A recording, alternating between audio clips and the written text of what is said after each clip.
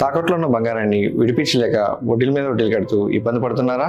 అయితే ఇప్పుడే సంప్రదించండి శివ గోల్డ్ కంపెనీ. మీ నమ్మకానికి మా హామీ శివ గోల్డ్ కంపెనీ. కొత్త సంవత్సరాదిన రాష్ట్ర ప్రజలకు కొత్త వరాన్ని ప్రకటించేందుకు ప్రభుత్వ రంగం సిద్ధం చేసింది. జనవరి 1 నుంచి రాష్ట్ర వ్యాప్తంగా సంజీవని ప్రాజెక్టును అమలు చేయాలని సీఎం చంద్రబాబు నిర్ణయించారు.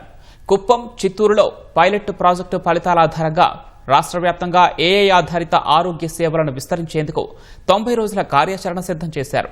ప్రతి కుటుంబంపై వైద్య ఖర్చుల భారాన్ని తగ్గించడంతో పాటు వ్యాధుల ముందస్తు గుర్తింపు, నివారణ, చికిత్సకు ప్రాజెక్టు దోహదపడేలా చర్యలు చేపట్టనున్నారు.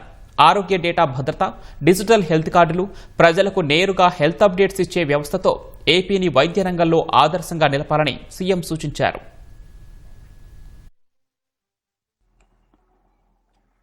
సంజీవని పథకం అమలుపై ముఖ్యమంత్రి చంద్రబాబు ఉన్నత స్థాయి సమీక్ష నిర్వహించారు.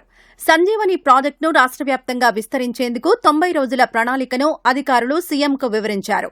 బేస్లైన్ అధ్యయనం, డిజిటల్ మౌలిక వస్తుల ఏర్పాటు, వైద్య సిబ్బందికి శిక్షణ, సర్టిఫికేషన్, జాతీయ, రాష్ట్ర పోర్టల్స్తో అనుసంధానం వంటి అంశాలను ఇందులో చేర్చారు. 28 జిల్లాల్లోని వైద్య సిబ్బందికి శిక్షణ ఇవ్వనున్నారు.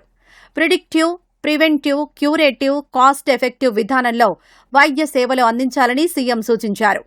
చికిత్సతో పాటు ప్రజల ఆహారపు అలవాట్లు, ఆలోచన విధానంలో ఆరోగ్యకరమైన మార్పులు తీసుకురావాలని నిర్దేశించారు.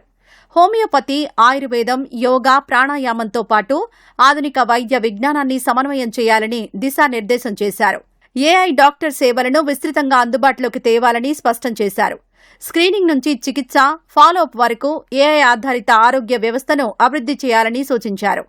వైద్య డేటా భద్రత, గోప్యతకు అత్యంత ప్రాధాన్యమిస్తూ సమగ్ర డాష్బోర్డును రూపొందించాలని సీఎం ఆదేశించారు. ఆసుపత్రుల్లో శానిటేషన్తో పాటు వివిధ అవుట్సోర్సింగ్ సేవలపై ప్రత్యేక దృష్టి పెట్టాలని సీఎం సూచించారు.